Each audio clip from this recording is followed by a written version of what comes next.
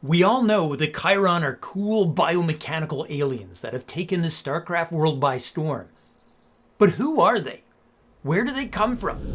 And why are they battling all the other factions? Are they good? Are they evil? Do they like long walks on the beach? Are they happy or mad that Microsoft bought Blizzard? Well, at long last, here's the secret revealed. Chiron, the light of the many. The Chiron are actually a race of sentient xenomicrobials. That is to say, they are microscopic organisms, far too small for the human eye to see. That golden glow you keep seeing on all their units and buildings? Each one of those is actually an entire civilization of bioluminescent crystalline creatures, a metropolis of collective photonic power. So yeah, when you piss off the Chiron, you piss off entire worlds. The Chiron are capable of joining themselves with other races, the giants if you will, and enhancing them. And this is where it gets controversial.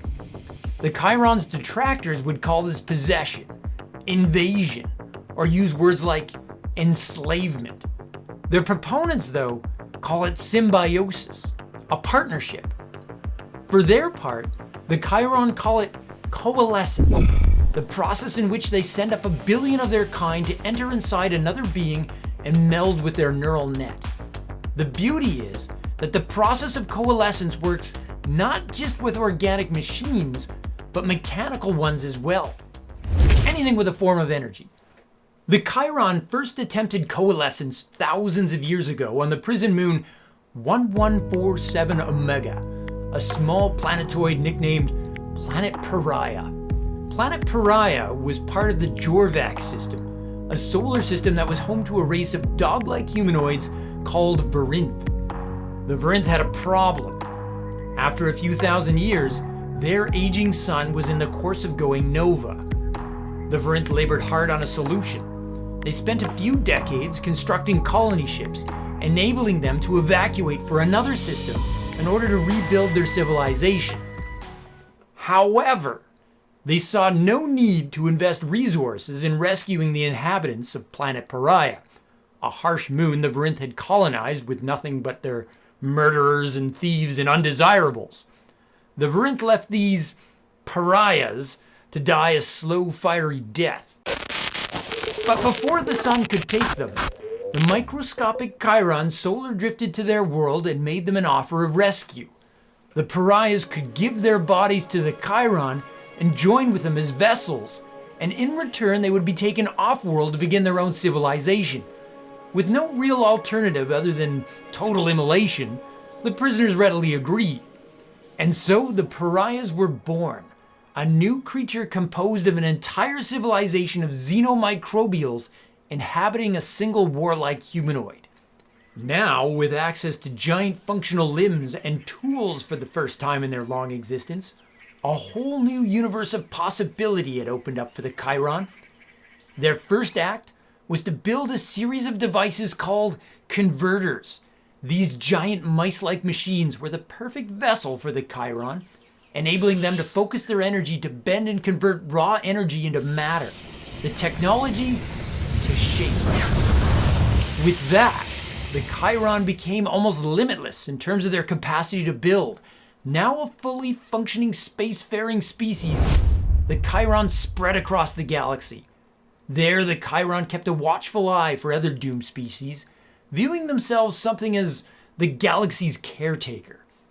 Centuries later, they found another race in peril, a race of gigantic spider beings, the Arachnidons. Dying off after a misadaptation, the Arachnidons had fouled their own central nest with toxic pollution, a Dyson sphere now choked off by the creature's own exhalants. Like the pariah, the Arachnidons also enthusiastically agreed to coalesce with the Chiron.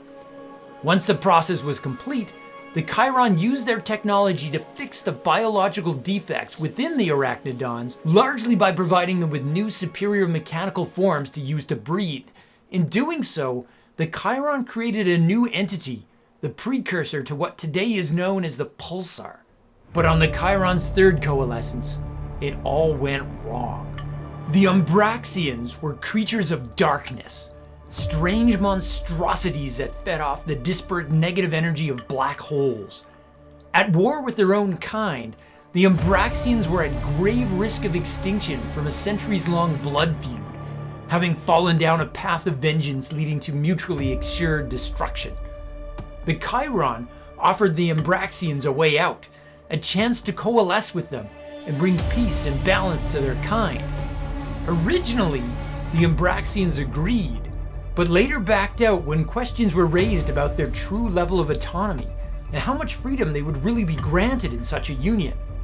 However, having invested significant research and resources into the coalescing process, the Chiron elected to proceed anyway, joining with huge swaths of the Umbraxians, some who volunteered, but most who tried to flee.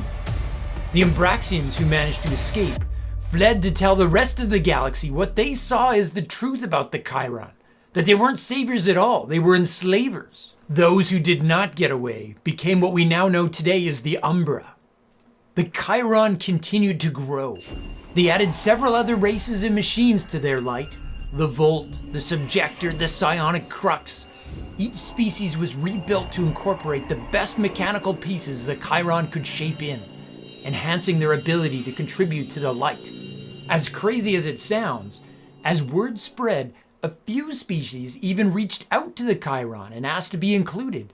In particular, the Galavex. The Galavex were an ancient species of intergalactic travelers. During one of their travels, the Galavex had become infected with a catastrophic psionic disease. And once even their best scientists warned it was an extinction event, as a last resort, they petitioned the Chiron for inclusion in the hopes that coalescence would provide a cure. The Chiron quickly accepted, happy to subsume the Galavex's magnificent capital ships, known worlds over as paragons.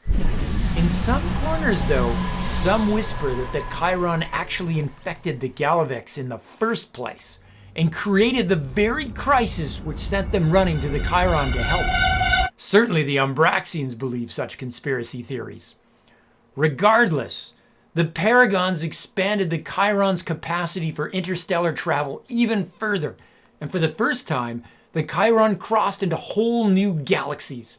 It was this voyage that first placed the Chiron into contact with the Zerg and the Protoss.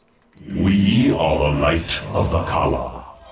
No stranger to subsuming other species itself, the Zerg quickly identified the Chiron as a competitor.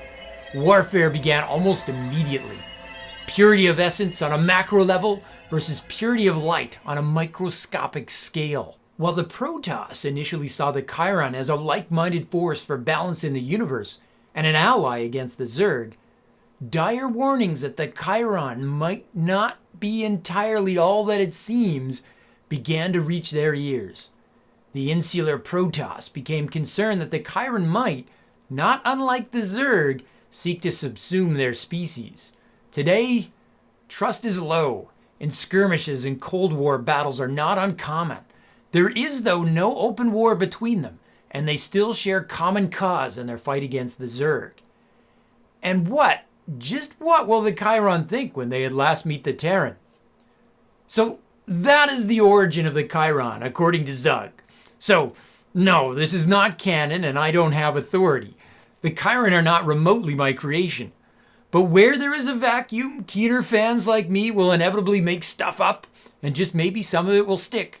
Special thanks to Fireally, who I was able to consult with a long time back. He is something of an expert in all things Scion and Starcraft timelines. But any errors of continuity or otherwise are mine and mine alone.